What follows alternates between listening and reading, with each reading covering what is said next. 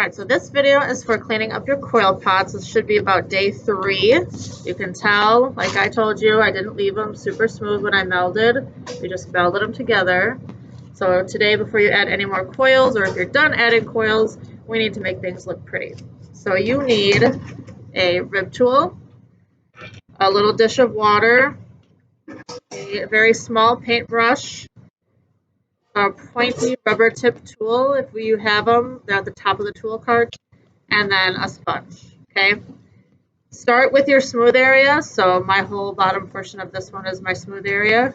I'm going to use our trusty, dusty rib tool. Remember, the key is a curve to it and just scraping to get rid of all those finger lumps. You should be removing clay from the surface if you're doing it right. Okay, so we're going to do that all over the smooth parts to get them super, super smooth. So on the outside and on the inside, supporting your outside form using the curved edge for if it's round and smoothing that all around. Okay, I won't do all mine for the sake of time, but you should be removing that clay. Okay, if your shape got a little out of whack, you could take a paddle and gently paddle things. If you don't like here maybe, like, oh, you're really triggered that this is not straight, you could paddle it all, try to get it as straight as you want, cut it down with the fettling knife, whatever you need to do. To me, that doesn't bother me at all. I like that it's, you know, a little different, shows that it's handmade, but whatever you prefer.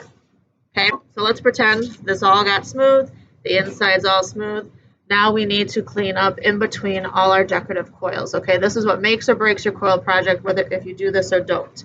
So for this, I'm going to slide this over. This is when you need your dish of water, your little paintbrush, and your rubber tip tool.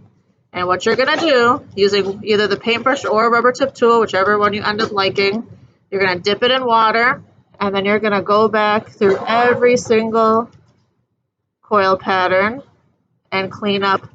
If there's a wrinkle, brush it away. If you lost your coil design, then you can draw it back in with this rubber tip tool, just going over it. Every single one. Okay, this is what makes or breaks it, makes it look nice and clean.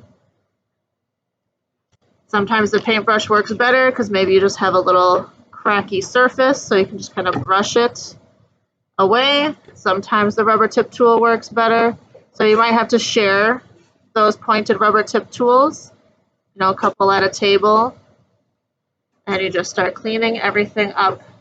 So like I just did that section here, so you can see it looks a little more crisp and clean, and you do that everywhere around your pot. Now you might be able to use a sponge on your surface today. However, I really discourage using water until your piece is leather hard, because otherwise it just softens it too much that it starts to collapse and freak out on you. But if you really wring out the sponge, you could do a little surface cleaning today, but I really discourage the sponge, especially if I'm not here. Tragedy will strike. But if you think your piece is hard enough, you can do a little touch up with the sponge after you've done everything else, okay? Even though we're close to being done, I still want you to mist them one time with water and bag them until next class. If you clean it up and then you're ready to add coils, you can still do that in the same class. Just make sure you slip and score the first coil of the day, okay?